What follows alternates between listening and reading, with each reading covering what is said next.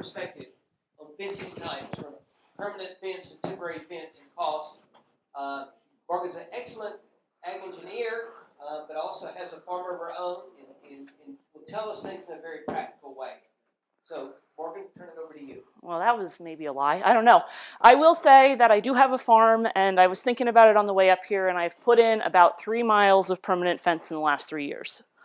So I have put in fence, and I have paid for it. And these costs are probably from earlier 2020, and I haven't updated them because the cost of everything regarding fencing is so variable right now that I'm afraid to put a number in here that's newer that's going to scare someone off of fencing altogether.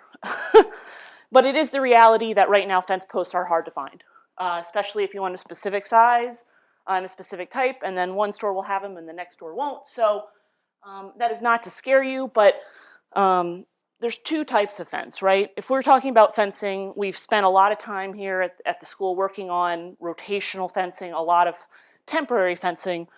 But there's something we do need to know, that temporary fencing is really effective for rotational grazing, but it is not our first solution for our perimeters. The first thing we have to do if we're talking about fencing is make sure we can contain the animals on the land that we have. So that is our first investment we need to make a rotational system work, is to get our perimeter fenced with a permanent fence. Permanent fence doesn't need to be taken up or put down, so there's no labor like week to week. It's usually more secure. I say usually because I've seen fences that are considered permanent that are not more secure. But if we are putting it up correctly and we are maintaining it correctly, it is the more secure option.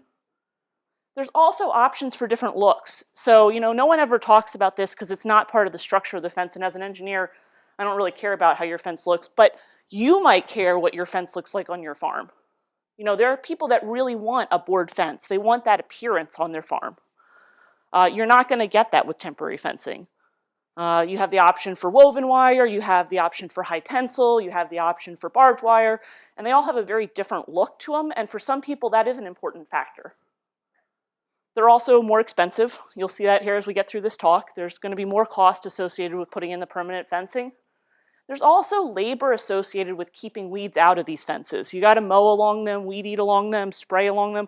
I don't like to spray along them because it tends to cause some erosion, which deteriorates the fence line and then makes the posts a little bit less strong. But people do it, and it is a quicker option. But there is a labor associated with a permanent fence that people don't always account for. And it does take time, energy, money, something to get that fence line cleared once a year to keep the trees from growing up in it. It's also really difficult to change a permanent fence. Once you have invested the time and energy or the money or both to put in a permanent fence, you do not want to pull it out because you don't like where you put it. You do not want to replace a permanent fence because you don't like where you placed it. So this one takes a lot more planning. This is really important to get right when you put it in. The temporary fences are very flexible. It allows you to change your pasture size, to figure out where you want your waterers, to play around with different soils and different areas on the farm and different crops that already are growing there, different species. It's less expensive, that's a positive. You can remove it and mow. It makes it much easier to keep those fence lines cleared within the main remainder of the property outside of those perimeters. The negatives are there's more risk for animals to get through these fences. And there is labor required to set up and take down, but if you do a really good job setting up, this can be pretty minimal. It can be pretty efficient to take up and put down the temporary fencing. I want to start out more with the permanent fencing because I think that's really where the costs are going to come in. You're going to spend some amount on the temporary, and we'll touch on that, but this permanent fencing cost is a big deal, and you want to make sure you choose the right fence for your perimeters, especially if you have to invest a lot of money in them. You want that fence to be visible. Animals tend to respond better to a fence they see. You don't want them to go through the fence because they didn't know it was there. That would be problematic. Horses in particular are pretty susceptible to this. You want it to be tall enough for the animals. If you've got a small sheep, you probably don't need a 5-foot tall fence necessarily. You can usually get away with a 42-inch or 48-inch fence. That's fine. You need it to be solid enough to hold these animals in, strong enough to hold the animals in. Wouldn't it be nice if it was inexpensive? That's a joke. Now, there are less expensive and more expensive options, though, right? And so that is a reality that we should be considering the cost in our decision making. We want it to be low maintenance as it can be. We don't want to spend all of our time managing the fences. And we want it to last as long as possible because we don't want to do it twice. I will say that having built, I just said 3 miles of fence in the last 3 years, I am not looking to do it again. I am really hoping I built my fence in such a way that my child will be the next one to fix it. And he's barely 1. So we got a little bit of time for that, but I'm really hoping that I made the right decisions to not be tamping posts in 10 years. The pictures you're seeing up here are from my farm. We had a tornado hit in 2018. It took out a rental property on the farm. Excuse me. A rental property on the farm. And the reason I show these pictures is not because I want you to feel bad for me. It's because, we had a lot of things happening. It happened at night. It was dark out. These are my male alpacas in these fields. And the roof came off of the rental house and it landed on this fence here. I don't know if I have it picture or not. On this fence right here and went through it into the field where the alpaca were. And I was able to knock all of the debris off of the fence, pop it back up. It's on a solar charger. I turned the charger back on. My 2 animals were contained, and I was able to deal with other things. That's what I want my fence to do. I want it to be reliable. I want to be able to make sure my animals are contained when there is an emergency or a significant weather event, and then I want to be able to walk away and go do something else that I need to do to clean up. The most common types of permanent fencing: wood plank, woven wire, fixed knot high tensile, regular high tensile, which is electrified, and barbed wire. And I'm going to cover all of them here with some costs. For the cost, I use a cost comparison guide, and you can see the link there. It's a Virginia Tech one. It's a really nice calculator that allows us to do estimates on cost. I did a lot of these estimates on costs using some NRCS requirements for fencing. And so the costs maybe don't reflect exactly what you would build, but you could go in and put your posts at whatever spacing you wanted, whatever types of posts you wanted to put in, and really adjust the fencing you're planning to build to reflect your operation. So it's a really nice calculator. The one thing it won't do is plank fence for you, and that's just because no one other than Central Kentucky considers that one of the primary fencing types. But around here it is, and so I keep it in my talk anyway. This is cost per 1,000 foot of fencing. I'm assuming on 1,000 foot of fencing, I've got braces on both ends, other than the plank fence, which doesn't need braces. 2 other sort of brace posts in the center of that line to handle sort of a curvature of the ground, because I don't assume it's completely flat here. I hope that's probably a good assumption on most of your farms. Otherwise, I want to come join you where you are, because the hills are a lot sometimes when you're making fences. My line posts are driven 3 feet in the ground. They're 7 foot long and 4 to 5 inches in diameter. My brace posts, my corner posts, my big posts, the ones that are going to take most of the load, are 8 foot long, 6 to 7 inches wide, and they're 4 feet in the ground, or at least 3.5 feet in the ground. I know that that is ambitious in some areas, but that is what I'm hoping for with my assumptions here. I'm assuming a brace takes about 3/4 of an hour to build. I will say that I've been building braces on my farm, and we are getting really efficient at it. We can do it in 30 minutes. So as you get better at it, it will get faster, but I would not assume that you're going to start out with 45 minutes and get your first brace up. It won't be that fast when you start, but it will get faster if you're doing the labor yourself. It just takes a lot of practice. And don't let Jeremy show you how fast it is and then be convinced that that's how it works for you too, because it probably won't the first time. I'm assuming that you're going to drive most of these posts and not set them by hand. That may mean you have to rent equipment to do it, or maybe you have it. I'm putting 6 minutes per line post and 8 minutes per corner post. My labor on all of this is very cheap, because I am very cheap labor on my farm, and that's the only way the farm makes money. Yeah.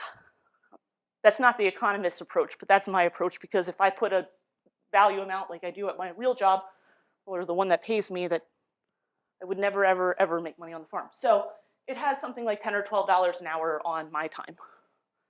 And then I have stapling fences, wires at about 7 minutes per post, unrolling and stretching the fence at about 0.7 minutes per foot. Everything takes time, but that's just sort of my assumptions when I do this. Wood plank fencing. Wood plank fencing is gorgeous. It's also highly labor intensive. It has to be painted very regularly, and those planks do need to be replaced with some regularity. I put a 4-plank fence up here, and I made the assumption in my cost analysis of a 4-plank fence because never do I see a 4-plank fence that isn't missing at least one board somewhere. And a 2-board plank fence doesn't hold in animals. So starting with 3 is maybe a dangerous place to start, so I assume if you want plank, you want 4. The material cost on this, assume a post every 8 feet, and then the boards that are going on it are 16 feet long. There is a lot of material cost associated with this. Keep in mind that this is still pre-pandemic type pricing. So this is not what you're going to see on the pricing today on the materials.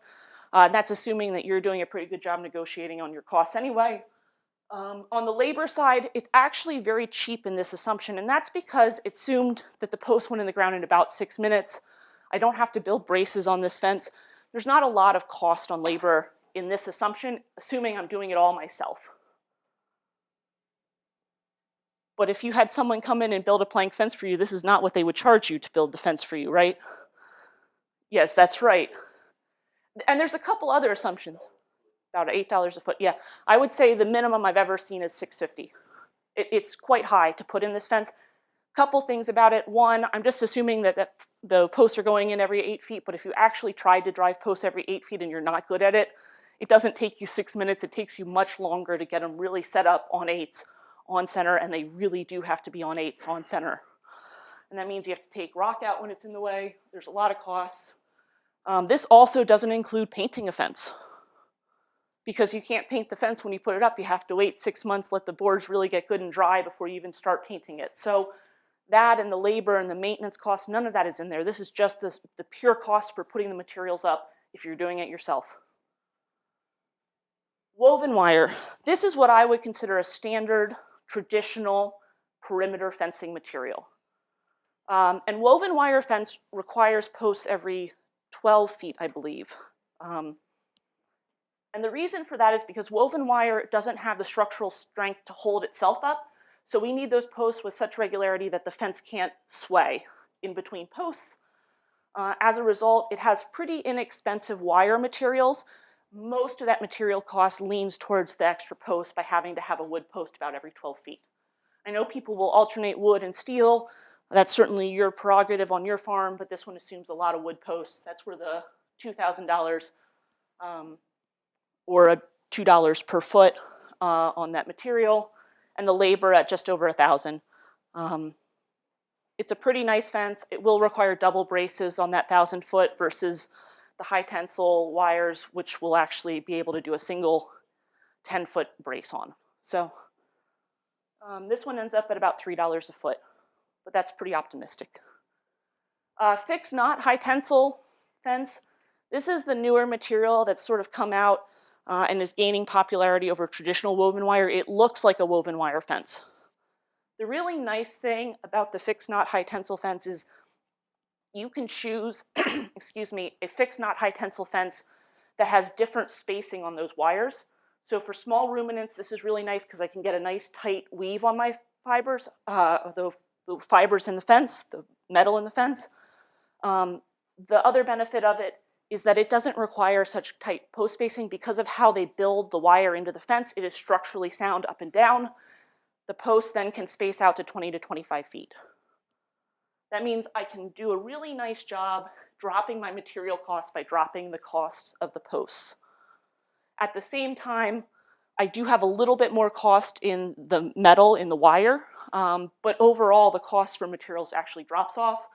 Also, with less posts in the ground, the labor cost drops because it takes less time to drive less posts. So there are some real benefits to this. I think people assume because the wire cost is higher that they're going to end up with a more expensive fence, and it pretty consistently, every time I've run these numbers, this one comes out about a third cheaper than a traditional woven wire fence. To me, this is a pretty nice option, especially for a perimeter.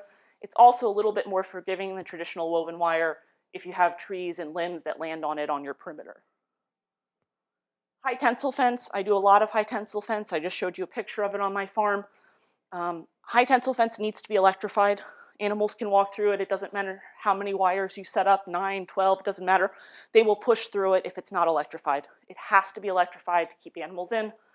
And so my 5-strand high tensile electric fence cost does include an electric fence box because I felt like that was an essential part of this fence. It has very cheap material costs because the wire is really cheap. You know, it's cents per foot on the wire. So even with 5 strands of it, I'm still looking at cents per foot on my material that's going along the length of the fence, and then I just have to have my posts. I need to have posts about every 25 feet, but I only need to have wood posts about every 100 feet. I can use any sort of stay in and amongst them. That is what the NRCS guide says. But I would typically, if I was building this fence, I'd have a little bit higher material cost because I would put more wood posts in because I want my fence to be visible. So this is sort of a give or take depending on what your decision making is, what sort of posts you put in there. Your cost is probably going to look a little higher than this on the material side. And then your labor is obviously going to be higher as well because your time to put in a lot more wood posts would bump that up. But it is, I would say generally this is slightly cheaper than the fixed knot fence. You just think about the cost of the high tensile fixed knot versus this. The material that you're pulling along that length of that fence is going to be cheaper, and that's what's going to drive this cost down. And the last type of fence is barbed wire, and this is the one that people assume is the lowest cost option. But barbed wire, even high tensile barbed wire, still has a requirement that we put our posts pretty regularly, and that's because this is not electrified and they know animals will go through this fence too. And I'm not telling you to electrify your barbed wire. I do not want to be on record as saying that. It is not a good idea. Since it's not electrified, you're going to have to put posts with some regularity. Realistically, you need one about every 20 feet, and then you probably need a steel in between. And that barbed wire fence, you're looking at costs on the material. It's, again, a high tensile wire. It's not a super high cost on that material, but you have more posts to keep that fence more rigid vertically so animals can't push those wires apart and walk through them. That's what my heifers do on the old barbed wire that's on my farm right now. Very, very annoying.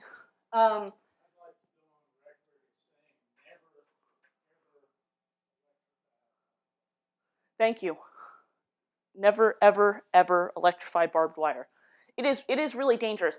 Animals can get caught in it, and then they just continuously get shocked. It's really not good. Small children, you know, your dog, you don't want anything to get caught in an electrified barbed wire fence. It's really not a good idea. With the older styles of chargers too, there was a lot of fire risk with it. So anyway, not a good idea. Labor costs, again, this is really driven by the number of posts you're putting in the ground. And so keep that in mind. This actually ends up costing out very similar to the fixed knot high tensile, the way I did my calculations, about $2 a foot. And so it's kind of an interesting thing. People assume it's going to be cheaper, but even if I put in my posts like I would on my high tensile electric fence, it still comes out cheaper than a barbed wire fence. And I am much happier to repair a high tensile electric fence where I can turn off the electricity than to have to get out my gloves every time I have to fix my barbed wire fence because some animal has stretched my wire. Although the new high tensile barbed wire is much better than the older, softer barbed wire that's stretched much more easily. So if you're really going that route, at least get the high tensile barbed wire, which is what you see at most farm stores now. Post-wise, I just put this in here so that you have this sort of information. There are different lifespans on different posts. You want pressure treated posts. I know right now it's hard to find posts. Don't go buy something that's not pressure treated. And a bigger post is going to last longer, right? So I put in 6/7s. I even sometimes buy 7/8 from my corner and brace posts because I just really want to guarantee that that full length of that fence is going to last for a while. And if I have to replace some line post along the way, I can do it with a steel post and my fence is going to be fine. Especially if it's fixed knot or high tensile fence or even barbed wire that's high tensile because those will handle being attached to a steel T-post, which also has a good lifespan if down the road I need to replace something. But I want good, heavy, large, pressure-treated wood posts so that my whole fence stays up as long as possible.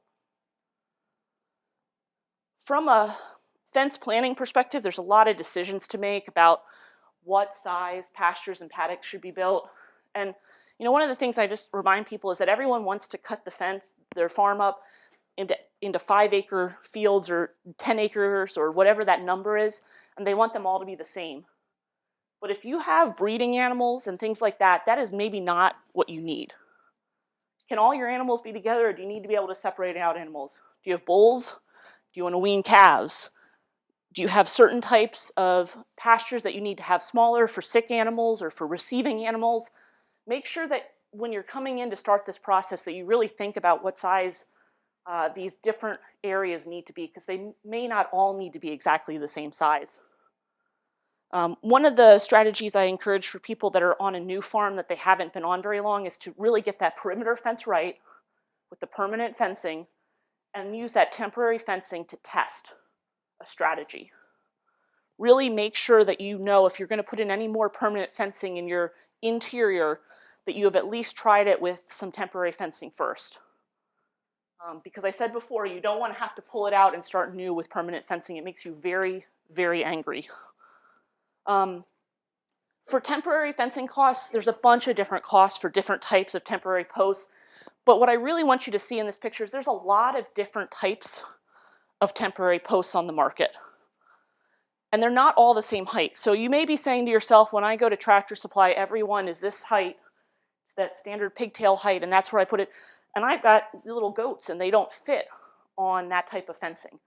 There are temporary fence posts on the market for different size animals that have different heights that we can adjust that temporary fencing to make it more amenable for different size animals. And so I do encourage people to really look at the materials that are out there and pick one that's really appropriate. This nice pigtail, this nice cow size fence doesn't keep in my brand new calves. I'll be really honest, it's not going to. Fortunately, they come back because they like milk, and I don't worry about it. But you might have a different philosophy on your farm, and you may need a different type of temporary fencing solution. My wire or strand that I'm running on that temporary, some people, this is really important, depending on the animals that you have, is getting good visibility on this. And that means maybe you're using poly tape or poly rope. Some of these materials tend to not be quite as conductive. They have high ohms, i.e. bad performance. There are better and worse poly tapes and poly wires out there, but they are better from a visibility perspective. You just need to be cognizant if you're going to use some of those materials that you don't run miles of it and assume it's going to hold charge the same way a string of thin poly wire or even like a metal string would hold wire or hold electricity. Does that make sense? Maybe not. Wire fences are really good at conducting that electricity along those lines. So you can literally run miles of wire depending on the size of your charger. If you're running this poly wire or poly tape, you're going to have to use shorter distances with it because if you run too long, it just won't have the charge it needs to shock the animal. So some of these materials are really nice. They're very portable. And they have an okay lifespan. Some of them do better with UV light and some do worse, and you need to be aware of that as well, that these materials can break down. They are temporary fencing and they do have a lifespan. And there are higher and lower quality ones out there on the market, and usually the price reflects that. I'm sure Jeremy said that yesterday. Also, the Energizers. You want to make sure you know how much electric fencing you're going to run on your farm so that you can buy the correct size Energizer. You don't want to buy the smallest one and then figure out that you can't hold the charge on the whole distance that you have around your farm. And the number it tells you in terms of miles that it will cover is not true. Don't believe it. All those different wires have different capacities for carrying that current. And really that poly wire type material is about half as much distance as a steel or aluminum wire. So you really want to be sort of careful and maybe even slightly oversize what size Energizer you purchase. And if you can buy one that plugs into an AC power into your wall, it is going to be a lot cheaper than buying a solar one. Sometimes though, solar is the way to go on the farm. So I'm not telling you to go either way. I'm just telling you that if you're going for the cheapest route, being able to plug it in is definitely a goal. I just wanted to just touch on costs on watering systems while I'm here, because I know if I'm thinking about building this this rotational system, the other big cost is the water system. And the temporary water system that you guys looked at, again, this is pre-pandemic pricing here, but the black water line was about 40 cents per foot. The high flow float valves were about 35 to 50 bucks. Couplers about 15, compression T couplers 15, and ball valves $5 to $15. So there is cost associated with the temporary water system. The benefit is you get water a lot more places. And certainly starting out, that is probably a strategy that you need to implement to figure out how you're going to set up your rotation. But as you move along, you may consider putting in some permanent waterers as well, especially if you're wintering animals. You may want something that's a frost-free type of water or something like that for your winter months. And when you're looking at this, the cost on PVC pipe is about $1.20 a foot. PVC couplers are about $1 a foot. The T couplers that you'd need to break off those lines, about $3. I always use PEX pipe when I go directly into my tank. And the reason I do this is it's a little more forgiving if I do have any freeze where that water comes up out of the ground. But you could run PVC all the way up to your final destination if you wanted to. And then a commercial tank, you're looking at $500 to $1,100 or even $1,200 bucks. They're not cheap. So you want to make sure if you're putting in that permanent water that you're really investing in putting it where you want it. And making sure probably it can feed a couple different fields if you're putting in a permanent system. So there is a lot of cost associated with that. And just one final thought for you. Running a hot strand on the top or inside of a permanent fence is really useful for two reasons. So if you're going to spend the money on investing in your permanent fencing, which you probably want to do if you don't have good permanent fences on the perimeter right now, one, that electric wire on that fence keeps your animals from climbing, rubbing, pushing, chewing, leaning on that fence, i.e. it keeps the lifespan longer. And two, it gives you a supply of hot anywhere in the field. So now you don't have to figure out where you're going to pick up power if you want to run temporary fence to test out different orientations in a rotational system. Now you can just play anywhere you want to within that whole field. You can start and stop a temporary fence wherever you want it. So with that, I would take any questions. Go ahead. No, go ahead. Black temporary pipe. Uh-huh. If you like where you put it, can you bury that? Or? So you can bury black pipe. You can bury black pipe. You want to make sure it's deep enough that it's below your frost line so it's not going to freeze. Some of the temporary systems that you're seeing are probably a little bit smaller gauge wire than I would want to run for really long distances, but you could size up some of that black pipe and run it further back, yes. Well, the PEX, will it have the same volume as the black? No, the PEX wire, I would run PVC wire on a permanent system, and I would probably run some sort of a ball valve and run the PEX, I'd run the PEX after that.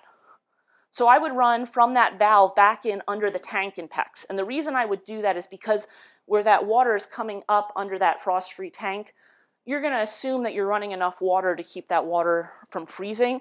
But the PEX would allow if you had a really cold morning and for a little while you got a little bit of frost crystallization in that water tank, at 5 a.m., it wouldn't break in the same way that some of these other materials are very sensitive to freezing. Is it helpful to put a shut-off? I would put a shut-off valve. For the tanks you're not using, because you're not using them all. Yep, you can absolutely run a shut-off. It's a great idea. I would strongly encourage you to do it. I actually have shut-offs on all of my water tanks on my farm, and I have all permanent water. I don't have any temporary. I don't like dealing with it, to be completely honest. But I have a shut-off on each tank. That's my personal philosophy is I don't want to have to turn off water to the whole farm if I need to fix a tank. Never have too many valves. No. I worked in maintenance for many years, and valves are... They're very inexpensive for the amount of... Yep. Yep. Her first, sorry. You're next.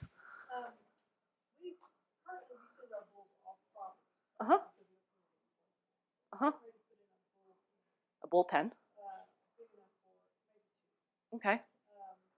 Do you have any suggestions? Can I just use a woven wire fence? Yep. I mean, I would probably use the fixed knot high tensile because it's a little bit more resilient to the animals pushing on it, and bulls are pretty aggressive on their fence. You're going to move your posts a little bit closer together because they're a more aggressive animal, and I would definitely run at least one hot wire and maybe two. I might run one up at the top and one where if their head's down and they're eating, where they're pushing. So that would be 2 wires. Bulls are they're just little buggers sometimes, like they are. So putting some electric on the inside will protect that fence and keep it longer. It won't entirely keep them from digging, but it will keep them from being able to push under the fence. So they'll still paw probably, but they probably won't be able to get further under, if that makes sense. How long were you going? So you'd put it just below, you know where you'd put your wire if you were putting your pigtail in? You'd be putting it around that height, maybe a little bit lower, but around that height, because that's the height where they get hit on the back as they're coming up to graze. So they can't really push their head under the fence with that height. Yeah. The fixed pipe is like a fourth of the cost of the other. It's cheaper. Why not run fixed underground just the whole way? So Is there any reason not to run fixed instead of PVC or the block pipe? I think just generally the accessibility of 2-inch pipe is. 1-inch fixed is probably what you're going to buy. Exactly. So the reason you're running 2-inch PVC or 1.5 inch, so if you're running under 50 acres, 1.5 inches realistically, this is just a general rule of thumb. This is not me doing any calculations for anyone's farm here, but generally 50 acres or under, you can run 1.5 inch line and have plenty of pressure at the back of your farm. If I was running a farm that's 100 acres or more, I'd definitely be looking at 2-inch PVC all the way to the back. And then I'm just using that 1-inch or the half-inch PEX to come into the water tank itself. So I'm making sure that I get enough pressure and volume of water to the back to feed any tanks that I have at the back with the bigger pipe. Otherwise, I need to have a large enough. So Mr. Hall talked about having, the big tire tanks, 8-inch or 8-foot tires. He can probably have a slow flow on that because he probably, depending on the number of animals he has coming off of it, they're probably not going to drink it down before it refills. So it can have a slower refill rate. With a standard commercial tank where you have 2 or 4 balls or that many openings, 2 to 4 animals at a time, you want to be able to get all those animals to drink within an hour to 2 hours. Those animals, the pecking order, the way that works, if they can't all drink, then some of the ones get weaker because they don't graze the way they need to. Restriction of flow is why you wouldn't want to go down. But if that's not a problem, then maybe it could be a cheaper way to. Sure, it's a lot cheaper, but any 1-inch line is also going to be cheaper than a 2-inch line. So it's not going to be as much. So the cost I had in there was for a smaller PEX and for a 2-inch PVC. So it'll be less with the PEX, but it won't be as much less as that reflected in those numbers. But yeah, if you're running, a 10-acre farm and you don't have to run very far from your water main to. That's absolutely true. It would be more reliable connections.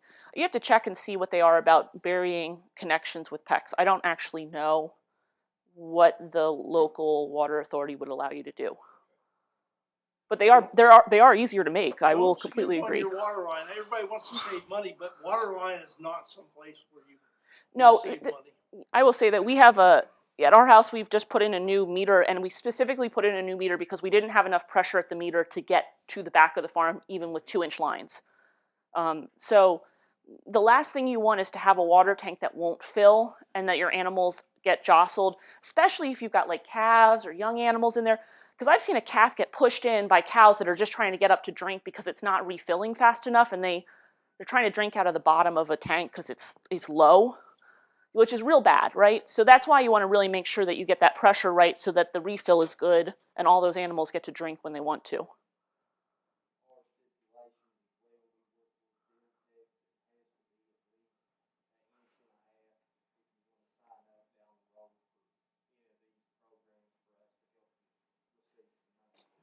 Yeah.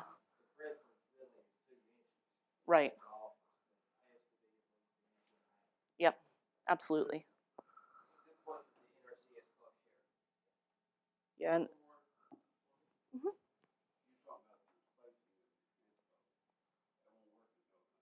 Yes. So that is one of the benefits of the fixed knot, and it's one of the benefits of the high tensile fence, is that it's flexible, right? You're gonna have to put something in to keep it spaced, but it won't have to be wood posts at an exact distance. You're gonna have to put some sort of T-post or something in at a regular distance. The beauty of a fixed knot and a high tensile fence is that all of your tension comes from your braces. We are only using those center wires to secure the vertical. You will be able to, but you are going to need to somehow secure posts down at the bottom and at the top. And you're going to need brace posts to do it. You're going to need heavier posts that are further in the ground at those locations if you're going to try and pull wire. You can pull that wire, but it is some work. Yep.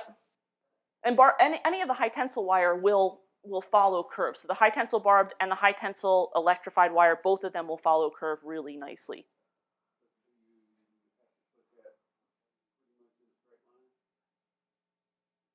What?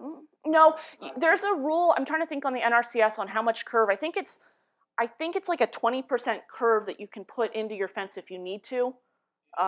Is it 20%? Am I? Wow, I haven't looked at it in at least a year and a half. But there is a curve that you're allowed to take with it. You just have to acknowledge if you're doing it that you probably want a bigger post on that so that it doesn't lean. You know what I mean? You don't want it. So you've got to use the bigger post there. But yeah, you can do it. Come to our fencing school. Yeah, the fencing schools will be great for you.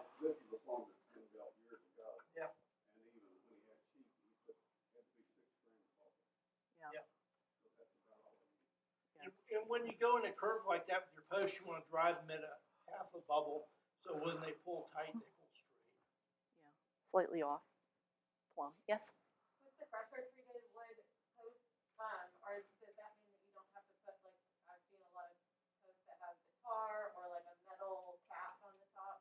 If you are driving your posts and you don't cut off the top of them, don't cut them off if they hit rock, just leave them a little bit tall, you shouldn't need to cap them. Honestly, it makes me very nervous when the tin goes over because someone usually drives a nail right in the center of it, and then what ends up happening is it works out and then the water goes where the nail is, and that's where it deteriorates from. So unless you really shatter the top of it, there'd be no reason to try and coat it.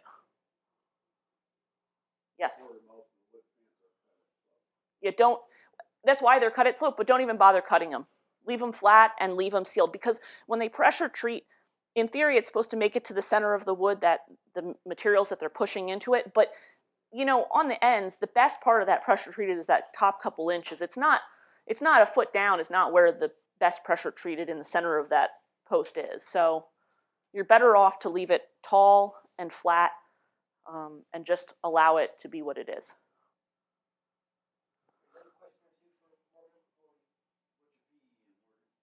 What's my P? I'm an agricultural engineer. I have actually, all my degrees are in ag engineering. They don't all say that, don't ask why, but they don't, but they're all ag engineering. Do you think that we'll see pipe fencing come more into this, Yes. into this area? Yes. I'm just waiting for it to show up. I don't know what's holding it back. So you'll see it, but what you're going to see it's going to come, the pipe fencing out west is really common. A lot of old used oil pipe, it's very cheap out there. Here it's still a little bit more expensive because they're hauling in all that material, and steel prices will come down. But you're going to see it first in corrals. So people are going to start using it, continuous fence in their corrals and their heavy use areas, and then eventually you will see it in some other areas. The other thing I would say is that because of how our ground rolls and stuff like that, people are going to continue to use other types of fence that allow them to handle some of the terrain, and there's not as many posts sometimes, and there's more flexibility in those posts with some of these other materials. So there's a lot of forgiveness in the fixed knot and the high tensile fencing on post spacing that's not there on standard woven wire or obviously board or even the pipe fences.